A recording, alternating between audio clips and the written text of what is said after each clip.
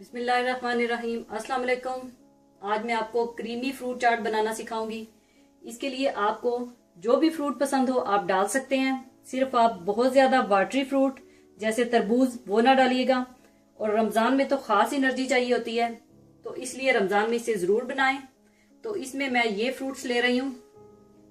आम 1 अदद बड़े साइज का कटा हुआ छोटे पीसेज में, अंगूर 1 कप, केले 4 अदद, आड़ू 2 अदद छोटे छोटे कटे हुए, नाशपाती 1 अदद छोटे छोटे टुकड़ों में कटी हुई, अनार 1 अदद, ये भी फ्रूट चाट में बहुत मजा देता है, सेब 1 अदद, ये भी छोटे छोटे टुकड़ों में कटा हुआ, उबले हुए चने 1 कप, चनों से इसका टेस्ट बहुत ही मजेदार हो जाएगा। क्रीम 300 ग्राम फ्रेश क्रीम आपने लेनी है। चाट मसाला 1 टीस्पून, इसकी रेसिपी मैं आपको पहले दे चुकी हूँ, आप वो वीडियो देख लीजिएगा।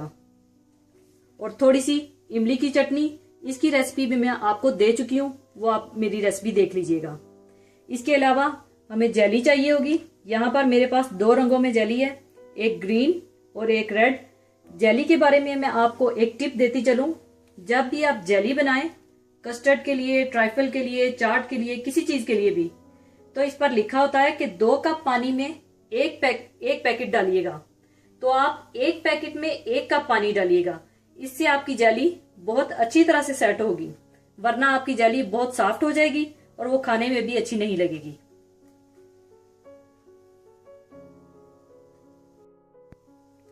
सबसे पहले आप चने डाल लें, इसमें आप चाट मसाला डाल लें, इसको आप अच्छी तरह से मिला लें। इसके बाद आप सारे फ्रूट्स डाल लें।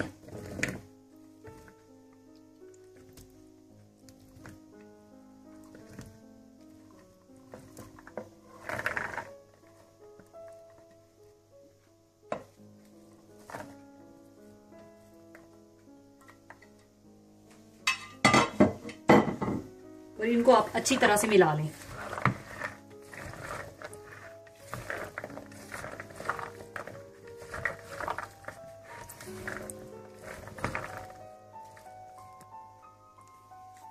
इसके बाद आप 300 ग्राम फ्रेश क्रीम डाल लें।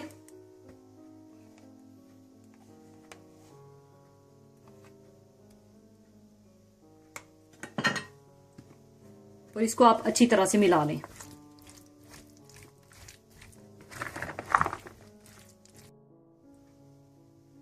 अच्छी तरह मिलाने के बाद आप इसे सर्विंग डिश में निकाल लें।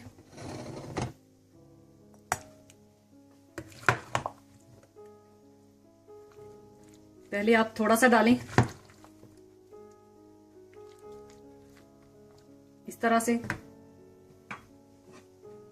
फिर आप साइडों पे इस तरह से जेली डालें।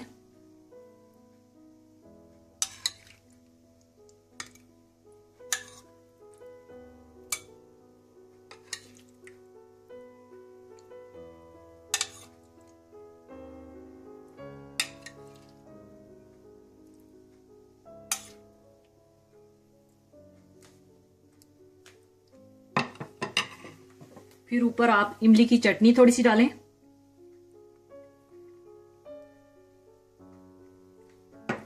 फिर दोबारा आप चाट डालें, फिर इसी तरह से आप डाल लें।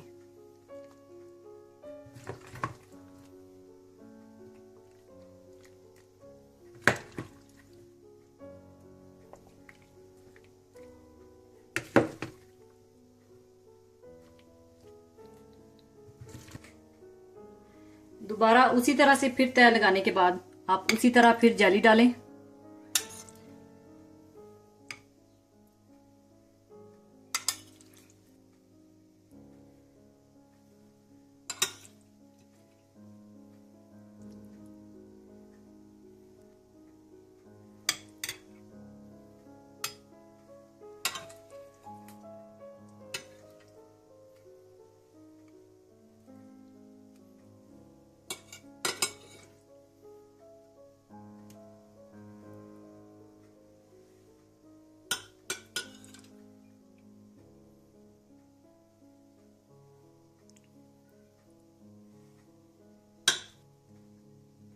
ऊपर आप फिर से इमली की चटनी थोड़ी सी डाल दें।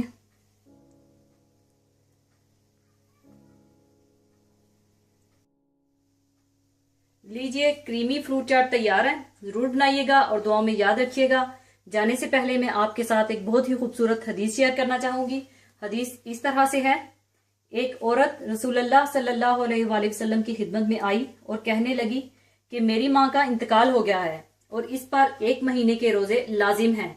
तो आप सल्लल्लाहु अलैहि वसल्लम ने फरमाया कि तेरा क्या ख्याल है कि अगर इस पर कोई कर्ज होता तो क्या तू इसे अदा करती? इसने अर्ज किया, हाँ। आप सल्लल्लाहु अलैहि वसल्लम ने फरमाया कि अल्लाह ताला के कर्ज का ज्यादा हक है कि इसे अदा किया जाए। इसी के साथ ही मैं आपसे इजाजत चाहूंगी। अपना बहुत ख्याल रखिएगा, दुआओं में याद रखिएगा। अल्लाह हाफिज।